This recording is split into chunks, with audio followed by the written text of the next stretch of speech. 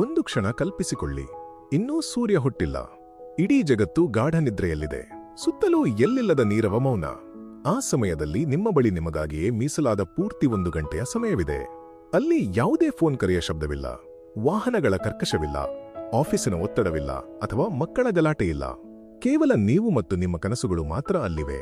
ಜಗತ್ತಿನ ಶ್ರೇಷ್ಠ leadership coach ಆದ ರಾಬಿನ್ ಶರ್ಮಾ ಅವರು ಹೇಳುವ ಪ್ರಕಾರ, ಬೆಳಿಗ್ಗೆ 5 ಗಂಟೆಯಿಂದ 6 ಗಂಟೆಯವರೆಗಿನ ಈ ಸಮಯ ನಿಮ್ಮ ಬದುಕಿನ ಅತಿ ಅಮೂಲ್ಯವಾದ ಉಡುಗೊರೆಯಾಗಬಲ್ಲದು.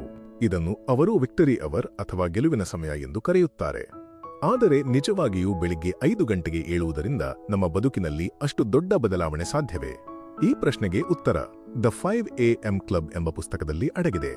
ನಮಸ್ಕಾರ ಸ್ನೇಹಿತರೆ, ಜ್ಞಾನದ ಹರಿವು ನಿರಂತರವಾಗಿರಲಿ ಎಂದು ಆಶಿಸುತ್ತಾ ನಿಮ್ಮ ನೆಚ್ಚಿನ ಪುಸ್ತಕಧಾರೆ ಯೂಟ್ಯೂಬ್ ಚಾನೆಲ್ಗೆ ನಿಮ್ಮೆಲ್ಲರಿಗೂ ಪ್ರೀತಿಯ ಸ್ವಾಗತ. ಇವತ್ತು ನಾವು ರಾಬಿನ್ ಶರ್ಮಾ ಅವರು ಬರೆದಿರುವ ಲಕ್ಷಾಂತರ ಜನರ ಬದುಕನ್ನು ಬದಲಿಸಿರುವ ದ 5 AM ಕ್ಲಬ್ ಪುಸ್ತಕದ ಆಳವಾದ ಸಾರಾಂಶವನ್ನು ತಿಳಿಯೋಣ. ಈ ಪುಸ್ತಕ ಕೇವಲ ಬೆಳಿಗ್ಗೆ ಏಳುವ ಬಗ್ಗೆ ಅಲ್ಲ, ಇದು ನಿಮ್ಮನ್ನು ನೀವು ಹೇಗೆ ಉನ್ನತ ಮಟ್ಟಕ್ಕೆ ಏರಿಸಿಕೊಳ್ಳಬಹುದು ಎಂಬುದರ ಬಗ್ಗೆ ಇರುವ ಕೈಪಿಡಿಯಾಗಿದೆ. ಸ್ನೇಹಿತರೆ, ಲೇಖಕರಾದ ರಾಬಿನ್ ಶರ್ಮಾ ಅವರು ಈ ಪುಸ್ತಕವನ್ನು ಕೇವಲ ನೀರಸವಾದ ಸಲಹೆಗಳ ಪಟ್ಟಿಯಂತೆ ಬರೆಯದೆ, ಇದೊಂದು ಸುಂದರವಾದ ಮತ್ತು ಪ್ರೇರಣಾದಾಯಕ ಕಥೆಯ ರೂಪದಲ್ಲಿ ನಮ್ಮ ಮುಂದೆ ಇಟ್ಟಿದ್ದಾರೆ. ಈ ಕಥೆಯಲ್ಲಿ ಮುಖ್ಯವಾಗಿ 3 ಪಾತ್ರಗಳಿವೆ. ಮೊದಲನೆಯವರು ಒಬ್ಬ ಬಿಸಿನೆಸ್ ವುಮನ್, ಅಂದರೆ ಉದ್ಯಮಿ. ಇವರು ತಮ್ಮ ಕ್ಷೇತ್ರದಲ್ಲಿ ಯಶಸ್ವಿಯಾಗಿದ್ದರೂ ಸಹ ಜೀವನದ ಅನೇಕ ಸಮಸ್ಯೆಗಳಿಂದ ಮತ್ತು ಮಾನಸಿಕ ಒತ್ತಡದಿಂದ ಬಳಲುತ್ತಿರುತ್ತಾರೆ. ಎರಡನೆಯವರು ಒಬ್ಬ ಕಲಾವಿದ. ಇವನಿಗೆ ತನ್ನ ಪ್ರತಿಭೆಯ ಮೇಲೆ ನಂಬಿಕೆ ಇದೆ, ಆದರೆ ಅದನ್ನು ಜಗತ್ತಿಗೆ ತೋರಿಸಲು ಬೇಕಾದ ಆತ್ಮವಿಶ್ವಾಸದ ಕೊರತೆ ಅವನಲ್ಲಿದೆ. ಈ ಇಬ್ಬರೂ ತಮ್ಮ ಜೀವನದಲ್ಲಿ ಸೋತು ಹೋದಂತೆ ಭಾವಿಸುತ್ತಿರುವಾಗ ಇವರಿಬ್ಬರ ಭೇಟಿ ಒಬ್ಬ ವಿಚಿತ್ರ ವ್ಯಕ್ತಿಯ ಜೊತೆ ಆಗುತ್ತದೆ. ಅವನೇ ಈ ಕಥೆಯ 3ನೇ ಹಾಗೂ ಪ್ರಮುಖ ಪಾತ್ರಧಾರಿ, ಒಬ್ಬ ಕೋಟ್ಯಾಧಿಪತಿ. ನೋಡಲು ಸಾಮಾನ್ಯನಂತೆ ಕಾಣುವ ಈ ಕೋಟ್ಯಾಧಿಪತಿ ತಾನು ಸ್ಪೆಲ್ ಬೈಂಡರ್ ಎಂಬ ಗುರುವಿನ ಶಿಷ್ಯ ಎಂದು ಹೇಳಿಕೊಳ್ಳುತ್ತಾನೆ. ಅವನು ಆ ಇಬ್ಬರಿಗೂ ಬೆಳಿಗ್ಗೆ 5 ಗಂಟೆಗೆ ಏಳುವ ರಹಸ್ಯವನ್ನು ಮತ್ತು ಜೀವನವನ್ನು ಬದಲಾಯಿಸುವ ಅದ್ಭುತ ನಿಯಮಗಳನ್ನು ಕಲಿಸುತ್ತಾನೆ. ಈ ಪುಸ್ತಕದಲ್ಲಿ ಹೇಳಿರುವಂತೆ ಬೆಳಿಗ್ಗೆ ಬೇಗ ಏಳುವುದರಿಂದ ನಿಮ್ಮ ಏಕಾಗ್ರತೆ ಹೆಚ್ಚುತ್ತದೆ, ಒತ್ತಡ ಕಡಿಮೆಯಾಗುತ್ತದೆ, ಹೊಸ ಅಭ್ಯಾಸಗಳನ್ನು ರೂಢಿಸಿಕೊಳ್ಳಲು ಸಹಾಯವಾಗುತ್ತದೆ ಮತ್ತು ನಿಮ್ಮ ದಿನವನ್ನು ಅತ್ಯುತ್ತಮವಾಗಿ ಆರಂಭಿಸಲು ಸಾಧ್ಯವಾಗುತ್ತದೆ. ರಾಬಿನ್ ಶರ್ಮಾ ಅವರು ಹೇಳುವ ಒಂದು ಮಾತು ಬಹಳ ಆಸಕ್ತಿದಾಯಕವಾಗಿದೆ. ಬೆಳಿಗ್ಗೆ 5 ಗಂಟೆಗೆ ಏಳುವುದನ್ನು ಅವರು ಒಂದು ಅಪಾಯಕಾರಿ ಹೆಜ್ಜೆ ಎಂದು ಕರೆಯುತ್ತಾರೆ. ಯಾಕೆ ಗೊತ್ತಾ? ಇದು ಅಪಾಯಕಾರಿ ಏಕೆಂದರೆ ಇದು ನಿಮ್ಮನ್ನು ನಿಮ್ಮ ಹಳೆಯ, ಆಲಸ್ಯ ತುಂಬಿದ ಜೀವನದಿಂದ ಬಲವಂತವಾಗಿ ಹೊರಗೆ ಎಳೆಯುತ್ತದೆ. ನೀವು ಸರಾಸರಿ ಜನರಿಗಿಂತ ಭಿನ್ನವಾಗಿ ಯೋಚಿಸುವಂತೆ ಮಾಡುತ್ತದೆ. ಕ್ರಿಕೆಟ್ ದೇವರು ಸಚಿನ್ ತೆಂಡೂಲ್ಕರ್ ಆಗಲಿ ಅಥವಾ ಆಪಲ್ ಕಂಪನಿಯ ಸ್ಟೀವ್ ಜಾಬ್ಸ್ ಆಗಲಿ, ಇವರೆಲ್ಲರೂ ರಾತ್ರಿ ತಡವಾಗಿ ಮಲಗುವುದರಿಂದ ಸಾಧನೆ ಮಾಡಿಲ್ಲ. ಬದಲಿಗೆ ಅವರು ಬೆಳಿಗ್ಗೆ ಬೇಗ ಎದ್ದು ತಮ್ಮ ತಲೆಯನ್ನು ಶಾಂತವಾಗಿಟ್ಟುಕೊಂಡು ಹೊಸ ಆಲೋಚನೆಗಳನ್ನು ಮಾಡಿದ್ದರಿಂದ ಅವರು ಆ ಮಟ್ಟಕ್ಕೆ ಏರಿದರು. ಬೆಳಗಿನ ಸಮಯ ಆ ಕೀಲಿಕೈ ಇದ್ದಂತೆ ಅದು ನಿಮ್ಮನ್ನು ಉಳಿದ ಜಗತ್ತಿಗಿಂತ ಮುಂದೆ ಇರುವಂತೆ ಮಾಡುತ್ತದೆ. ನಮ್ಮಲ್ಲಿ ಬಹಳಷ್ಟು ಜನ ಬೆಳಿಗ್ಗೆ 7 ಅಥವಾ 8 ಗಂಟೆಗೆ ಏಳುತ್ತಾರೆ. ಅವಸರದಲ್ಲಿ ತಯಾರಾಗಿ ತಿಂಡಿ ತಿಂದು ಆಫೀಸಿಗೋ ಕಾಲೇಜಿಗೋ ಓಡುತ್ತಾರೆ. ದಿನವಿಡೀ ಒತ್ತಡ, ಸುಸ್ತು ಮತ್ತು ಏನೋ ಕಳೆದುಕೊಂಡ ಭಾವನೆ ಅವರಲ್ಲಿರುತ್ತದೆ. ಆದರೆ ನೀವು ಬೆಳಿಗ್ಗೆ 5 ಗಂಟೆಗೆ ಎದ್ದರೆ ಜಗತ್ತಿನ ಇತರೆಲ್ಲರಿಗಿಂತ ನೀವು ಒಂದು ಹೆಜ್ಜೆ ಮುಂದೆ ಇರುತ್ತೀರಿ. ಈ ಕಥೆಯಲ್ಲಿ ಬರುವ ಕೋಟ್ಯಾಧಿಪತಿಯು ಬಿಸಿನೆಸ್ ವುಮನ್ ಮತ್ತು ಕಲಾವಿದನಿಗೆ ಒಂದು ಮಾತನ್ನು ಸ್ಪಷ್ಟವಾಗಿ ಹೇಳುತ್ತಾನೆ. ಜಗತ್ತಿನ ಅತ್ಯಂತ ಯಶಸ್ವಿ ಜನರು ತಮ್ಮ ಬೆಳಗಿನ ಸಮಯವನ್ನು ಬಹಳ ವಿಶೇಷವಾಗಿ ಕಳೆಯುತ್ತಾರೆ. ಅವರು 20-20-20 ಫಾರ್ಮುಲಾ ಎಂಬ ಒಂದು ವಿಶೇಷ ನಿಯಮವನ್ನು ಪಾಲಿಸುತ್ತಾರೆ.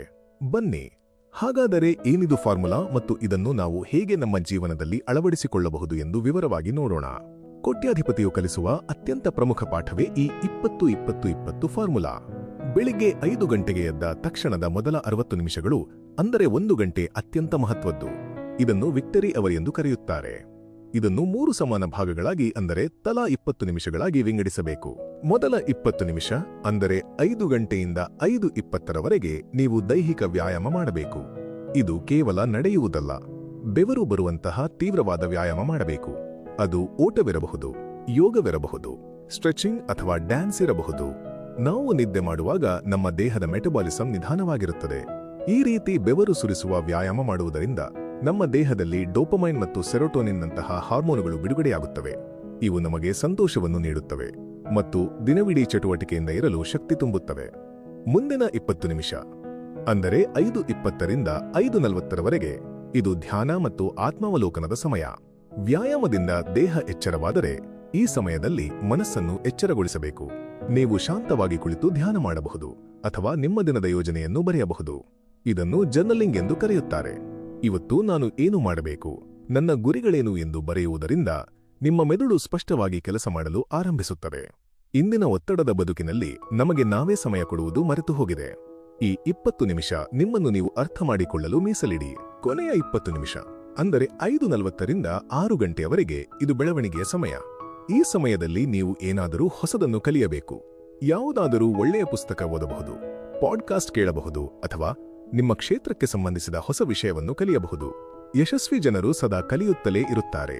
ಪ್ರತಿದಿನ 20 ನಿಮಿಷ ಹೊಸದನ್ನು ಕಲಿಯುವುದರಿಂದ 1 ವರ್ಷದಲ್ಲಿ ನೀವು ಎಷ್ಟು ಜ್ಞಾನ ಗಳಿಸಬಹುದು ಎಂದು ಊಹಿಸಿ. ಈ 20-20-20 ಸೂತ್ರವನ್ನು ಪಾಲಿಸಿದರೆ ನಿಮ್ಮ ದೈಹಿಕ ಆರೋಗ್ಯ, ಮಾನಸಿಕ ಶಾಂತಿ ಮತ್ತು ಬುದ್ಧಿವಂತಿಕೆ 3 ವೃದ್ಧಿಯಾಗುತ್ತದೆ. ಆದರೆ ಕೇವಲ 5 ಗಂಟೆಗೆ ಎದ್ದು ಈ ಸೂತ್ರ ಪಾಲಿಸಿದರೆ ಸಾಕೆ? ಇಲ್ಲ, ಇದನ್ನು ಸತತವಾಗಿ ಮಾಡುವುದು ಮುಖ್ಯ. ಆದರೆ ಬಿಸಿನೆಸ್ ವುಮನ್ ಮತ್ತು ಕಲಾವಿದನಿಗೆ ಒಂದು ಸಂಶಯ ಬರುತ್ತದೆ. 1-2 ದಿನ ಬೆಳಿಗ್ಗೆ ಏಳಬಹುದು, ಆದರೆ ಇದನ್ನು ಸತತವಾಗಿ ಪಾಲಿಸುವುದು ಹೇಗೆ? ಆಗ ಕೋಟ್ಯಾಧಿಪತಿಯು ಅಭ್ಯಾಸಗಳನ್ನು ಬೆಳೆಸಿಕೊಳ್ಳುವ ವಿಜ್ಞಾನವನ್ನು ವಿವರಿಸುತ್ತಾನೆ. ಯಾವುದೇ ಹೊಸ ಅಭ್ಯಾಸವನ್ನು ನಮ್ಮದಾಗಿಸಿಕೊಳ್ಳಲು 66 ದಿನಗಳು ಬೇಕು ಎಂದು ಸಂಶೋಧನೆಗಳು ಹೇಳುತ್ತವೆ. ಇದನ್ನು 3 ಹಂತಗಳಾಗಿ ವಿಂಗಡಿಸಬಹುದು. ಮೊದಲ 22 ದಿನಗಳು ಬಹಳ ಕಷ್ಟಕರವಾಗಿರುತ್ತವೆ. ಹಳೆಯ ಅಭ್ಯಾಸಗಳನ್ನು ಮುರಿಯಲು ನಮ್ಮ ಮನಸ್ಸು ಮತ್ತು ದೇಹ ವಿರೋಧ ವ್ಯಕ್ತಪಡಿಸುತ್ತವೆ. ಇದನ್ನು ವಿನಾಶದ ಹಂತ ಎನ್ನಬಹುದು. ಮುಂದಿನ 22 ದಿನಗಳು ಅನುಷ್ಠಾನದ ಹಂತ. ಇಲ್ಲಿ ಸ್ವಲ್ಪ ಸುಲಭವೆನಿಸಿದರೂ ಇನ್ನೂ ಗೊಂದಲವಿರುತ್ತದೆ. ಆದರೆ ಕೊನೆಯ 22 ದಿನಗಳಲ್ಲಿ ಆ ಹೊಸ ಅಭ್ಯಾಸ ನಿಮ್ಮ ಜೀವನದ ಅವಿಭಾಜ್ಯ ಅಂಗವಾಗಿ ಬಿಡುತ್ತದೆ. ಆದ್ದರಿಂದ ಕನಿಷ್ಠ 66 ದಿನಗಳ ಕಾಲ ಛಲ ಬಿಡದೆ 5 ಗಂಟೆಗೆ ಏಳುವ ಅಭ್ಯಾಸ ಮಾಡಿದರೆ ನಂತರ ಅದು ತಾನಾಗಿಯೇ ನಡೆಯುತ್ತದೆ. ಇಲ್ಲಿ ಮತ್ತೊಂದು ಅತ್ಯಂತ ಆಳವಾದ ವಿಷಯವನ್ನು ಕೋಟ್ಯಾಧಿಪತಿ ಹೇಳುತ್ತಾನೆ. ಅದೇನೆಂದರೆ 4 ಆಂತರಿಕ ಸಾಮ್ರಾಜ್ಯಗಳು.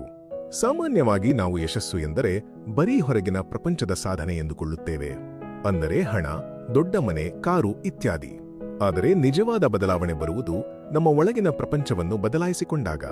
ನಮ್ಮ ಅಂತರಂಗದಲ್ಲಿ 4 ಸ್ತಂಭಗಳಿವೆ. ಮೊದಲನೆಯದು ಮೈಂಡ್ಸೆಟ್, ಅಂದರೆ ನಮ್ಮ ಆಲೋಚನೆ. ನಿಮ್ಮ ಯೋಚನೆಗಳು ಸಕಾರಾತ್ಮಕವಾಗಿದ್ದರೆ ಅರ್ಧ ಯುದ್ಧ ಗೆದ್ದಂತೆ. ಎರಡನೆಯದು ಹಾರ್ಟ್ಸೆಟ್, ಅಂದರೆ ನಮ್ಮ ಭಾವನೆಗಳು. ನಿಮ್ಮ ಹೃದಯದಲ್ಲಿ ದುಃಖ, ದ್ವೇಷ ಅಥವಾ ಹಳೆಯ ನೋವುಗಳಿದ್ದರೆ ನೀವು ಮುಂದೆ ಸಾಗಲು ಸಾಧ್ಯವಿಲ್ಲ. ಆದ್ದರಿಂದ ಭಾವನಾತ್ಮಕವಾಗಿ ಸದೃಢರಾಗಬೇಕು. ಮೂರನೆಯದು ಹೆಲ್ತ್ ಸೆಟ್, ಅಂದರೆ ನಮ್ಮ ಆರೋಗ್ಯ. ಆರೋಗ್ಯವೇ ಭಾಗ್ಯ. ದೇಹದಲ್ಲಿ ಶಕ್ತಿ ಇಲ್ಲದಿದ್ದರೆ ಎಷ್ಟೇ ಬುದ್ಧಿವಂತಿಕೆ ಇದ್ದರೂ ಪ್ರಯೋಜನವಿಲ್ಲ. ನಾಲ್ಕನೆಯದು ಸೋಲ್ ಸೆಟ್, ಅಂದರೆ ನಮ್ಮ ಆತ್ಮ ಅಥವಾ ಆಧ್ಯಾತ್ಮಿಕತೆ. ದಿನನಿತ್ಯದ ಗದ್ದಲದಲ್ಲಿ ನಮ್ಮ ಅಂತರಾತ್ಮದ ಧ್ವನಿಯನ್ನು ಕೇಳಿಸಿಕೊಳ್ಳುವುದೇ ಕಷ್ಟವಾಗಿದೆ. ಧ್ಯಾನ ಮತ್ತು ಸೇವೆಯ ಮೂಲಕ ಇದನ್ನು ಸರಿಪಡಿಸಿಕೊಳ್ಳಬೇಕು. ಮುಂದುವರಿಯುತ್ತಾ ಕೋಟ್ಯಾಧಿಪತಿಯು 10x ರೂಲ್ ಬಗ್ಗೆ ಮಾತನಾಡುತ್ತಾನೆ.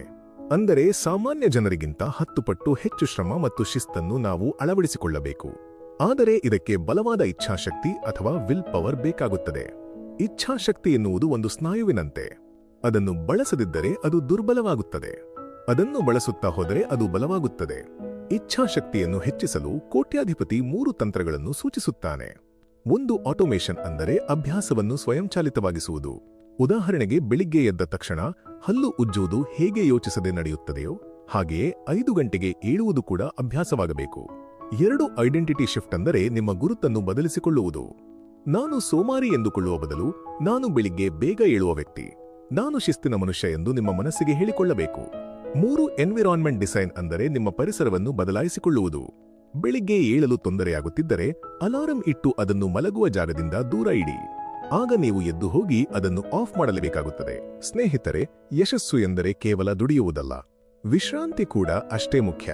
ಇದನ್ನು ಕೋಟ್ಯಾಧಿಪತಿಯು twin cycles of elite performance ಎಂದು ಕರೆಯುತ್ತಾನೆ. ಅಂದರೆ ನಾವು ಕೆಲಸ ಮಾಡುವಾಗ ಸಂಪೂರ್ಣ ಏಕಾಗ್ರತೆಯಿಂದ ಕೆಲಸ ಮಾಡಬೇಕು. ಇದನ್ನು ಹೈ ಎಕ್ಸಲೆನ್ಸ್ ಸೈಕಲ್ ಎನ್ನುತ್ತಾರೆ. ಆದರೆ ಕೆಲಸದ ನಂತರ ನಮ್ಮ ದೇಹ ಮತ್ತು ಮನಸ್ಸಿಗೆ ಆಳವಾದ ವಿಶ್ರಾಂತಿ ಬೇಕು. ಇದನ್ನು ಡೀಪ್ ರಿಕವರಿ ಸೈಕಲ್ ಎನ್ನುತ್ತಾರೆ. ಹೇಗೆ ಒಬ್ಬ ಓಟಗಾರ ನಿರಂತರವಾಗಿ ಓಡಿದರೆ ಸುಸ್ತಾಗಿ ಬಿದ್ದು ಹೋಗುತ್ತಾನೆಯೋ ಹಾಗೆಯೇ ನಾವು ಕೂಡ ವಿಶ್ರಾಂತಿ ಇಲ್ಲದೆ ಕೆಲಸ ಮಾಡಿದರೆ ನಮ್ಮ ಸಾಮರ್ಥ್ಯ ಕುಸಿಯುತ್ತದೆ. ಈಗ ಒಂದು ಅದ್ಭುತವಾದ ನಿಯಮವನ್ನು ನೋಡೋಣ. ಅದೇ 90-90-1 ನಿಯಮ. ಏನಿದು ನಿಯಮ? ನೀವು ನಿಮ್ಮ ಕ್ಷೇತ್ರದಲ್ಲಿ ಅಪ್ರತಿಮ ಸಾಧನೆ ಮಾಡಬೇಕೆಂದರೆ ಮುಂದಿನ 90 ದಿನಗಳ ಕಾಲ ಪ್ರತಿದಿನ ಬೆಳಗಿನ ಮೊದಲ 90 ನಿಮಿಷಗಳನ್ನು ನಿಮ್ಮ ಅತ್ಯಂತ ಮುಖ್ಯವಾದ ಒಂದೇ ಒಂದು ಕೆಲಸಕ್ಕೆ ಮೀಸಲಿಡಬೇಕು. ಆ ಸಮಯದಲ್ಲಿ ಫೋನ್ ನೋಡುವುದಾಗಲಿ ಇಮೇಲ್ ಚೆಕ್ ಮಾಡುವುದಾಗಲಿ ಮಾಡಬಾರದು. ಸಂಪೂರ್ಣ ಏಕಾಗ್ರತೆಯಿಂದ ಆ ಒಂದು ಕೆಲಸವನ್ನು ಮಾಡಿದರೆ ನೀವು ಅಸಾಧಾರಣ ಫಲಿತಾಂಶವನ್ನು ಪಡೆಯಬಹುದು. ಇದರ ಜೊತೆಗೆ 60-10 ನಿಯಮವನ್ನು ಕೋಟ್ಯಾಧಿಪತಿ ಹೇಳುತ್ತಾನೆ. ಅಂದರೆ 60 ನಿಮಿಷ ಕೆಲಸ ಮಾಡಿದ ನಂತರ 10 ನಿಮಿಷ ವಿರಾಮ ತೆಗೆದುಕೊಳ್ಳಿ. ಆ 10 ನಿಮಿಷದಲ್ಲಿ ನೀರು ಕುಡಿಯಿರಿ, ಸ್ವಲ್ಪ ನಡೆಯಿರಿ ಅಥವಾ ಕಣ್ಣು ಮುಚ್ಚಿ ಕುಳಿತುಕೊಳ್ಳಿ. ಇದು ನಿಮ್ಮ ಮೆದುಳನ್ನು ಮತ್ತೆ ಚುರುಕುಗೊಳಿಸುತ್ತದೆ. ರಾಬಿನ್ ಶರ್ಮಾ ಅವರು ವಿವರಿಸುವ ಮತ್ತೊಂದು ಪ್ರಮುಖ ಪರಿಕಲ್ಪನೆ ಎಂದರೆ 5 ಅಸೆಟ್ಸ್ ಆಫ್ ಜೀನಿಯಸ್ ಅಥವಾ ಪ್ರತಿಭಾವಂತರ 5 ಸಂಪತ್ತುಗಳು. ಮೊದಲನೆಯದು ಮೆಂಟಲ್ ಫೋಕಸ್ ಅಂದರೆ ಮಾನಸಿಕ ಏಕಾಗ್ರತೆ. ಇಂದಿನ ಡಿಜಿಟಲ್ ಯುಗದಲ್ಲಿ ಗಮನವನ್ನು ಒಂದೇ ಕಡೆ ಇಡುವುದು ಕಷ್ಟ, ಆದರೆ ಯಾರು ಇದನ್ನು ಸಾಧಿಸುತ್ತಾರೋ ಅವರು ಗೆಲ್ಲುತ್ತಾರೆ. ಎರಡನೆಯದು ಫಿಸಿಕಲ್ ಎನರ್ಜಿ ಅಂದರೆ ದೈಹಿಕ ಶಕ್ತಿ. ಇದಕ್ಕಾಗಿ ವ್ಯಾಯಾಮ ಮತ್ತು ಒಳ್ಳೆಯ ಆಹಾರ ಮುಖ್ಯ. ಮೂರನೆಯದು ಪರ್ಸನಲ್ ಮಾಸ್ಟರಿ ಅಂದರೆ ಸ್ವಯಂ ಸುಧಾರಣೆ, ದಿನವೂ ಹೊಸದನ್ನು ಕಲಿಯುವುದು. ನಾಲ್ಕನೆಯದು ಟೈಮ್ ಮಾಸ್ಟರಿ ಅಂದರೆ ಸಮಯದ ಸದ್ಬಳಕೆ. ಐದನೆಯದು ಡೈಲಿ ಗ್ರೋತ್ ಅಂದರೆ ಪ್ರತಿದಿನದ ಬೆಳವಣಿಗೆ. ಸ್ನೇಹಿತರೆ, ನಾವು ಸಾಮಾನ್ಯವಾಗಿ ಶ್ರೀಮಂತಿಕೆ ಎಂದರೆ ಬ್ಯಾಂಕ್ ಬ್ಯಾಲೆನ್ಸ್ ಎಂದುಕೊಂಡಿದ್ದೇವೆ.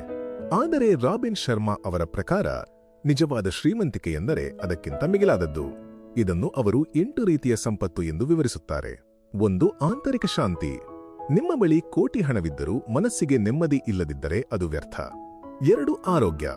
3. ಕುಟುಂಬ ಮತ್ತು ಸಂಬಂಧಗಳು. ಪ್ರೀತಿಪಾತ್ರರೊಂದಿಗೆ ಸಮಯ ಕಳೆಯುವುದು ನಿಜವಾದ ಐಶ್ವರ್ಯ. 4. ವೃತ್ತಿಯಲ್ಲಿನ ಸಂತೋಷ. ಮಾಡುವ ಕೆಲಸದಲ್ಲಿ ತೃಪ್ತಿ ಇರಬೇಕು. 5. ಆರ್ಥಿಕ ಸ್ವಾತಂತ್ರ್ಯ. ಹಣ ಜೀವನಕ್ಕೆ ಬೇಕು, ಆದರೆ ಹಣವೇ ಜೀವನವಾಗಬಾರದು. 6. ಸಮಯದ ಸ್ವಾತಂತ್ರ್ಯ. ನಿಮ್ಮಿಷ್ಟದಂತೆ ಸಮಯ ಕಳೆಯುವ ಸ್ವಾತಂತ್ರ್ಯ ನಿಮಗಿರಬೇಕು. 7. ಸಾಹಸ ಮತ್ತು ಹೊಸ ಅನುಭವಗಳು. ಪ್ರವಾಸ ಮಾಡುವುದು, ಹೊಸ ಜನರನ್ನು ಭೇಟಿಯಾಗುವುದು. 8. ಸೇವೆ ಅಥವಾ ಪರೋಪಕಾರ. ನಾವು ಸಮಾಜಕ್ಕೆ ಏನು ಕೊಡುತ್ತೇವೆ ಎನ್ನುವುದು ಮುಖ್ಯ. ಈ ಪುಸ್ತಕದ ಕೊನೆಯ ಭಾಗದಲ್ಲಿ ಕೋಟ್ಯಾಧಿಪತಿಯು ಜೀವನದಲ್ಲಿ ಅಳವಡಿಸಿಕೊಳ್ಳಬೇಕಾದ 10 ತಂತ್ರಗಳನ್ನು ವೇಗವಾಗಿ ವಿವರಿಸುತ್ತಾನೆ. ಅದರಲ್ಲಿ ಕೆಲವು ಮುಖ್ಯವಾದವುಗಳೆಂದರೆ ವಾರದಲ್ಲಿ 2 ಬಾರಿಯಾದರೂ ಮಸಾಜ್ ಮಾಡಿಸಿಕೊಳ್ಳುವುದು, ಇದರಿಂದ ದೇಹದ ಒತ್ತಡ ಕಡಿಮೆಯಾಗುತ್ತದೆ. ಪ್ರತಿದಿನ ಪ್ರಕೃತಿಯ ಮಡಿಲಲ್ಲಿ ನಡೆಯುವುದು, ವಾರಕ್ಕೊಮ್ಮೆ ಮುಂದಿನ ವಾರದ ಪ್ಲಾನ್ ಮಾಡಿಕೊಳ್ಳುವುದು ಮತ್ತು ಪ್ರತಿದಿನ 1 ಗಂಟೆ ವಿದ್ಯಾರ್ಥಿಯಂತೆ ಕಲಿಯುವುದು. ಕಥೆಯ ಅಂತ್ಯದಲ್ಲಿ ಬಿಸಿನೆಸ್ ವುಮನ್ ಮತ್ತು ಕಲಾವಿದ ಇಬ್ಬರೂ ಸಂಪೂರ್ಣವಾಗಿ ಬದಲಾಗಿರುತ್ತಾರೆ.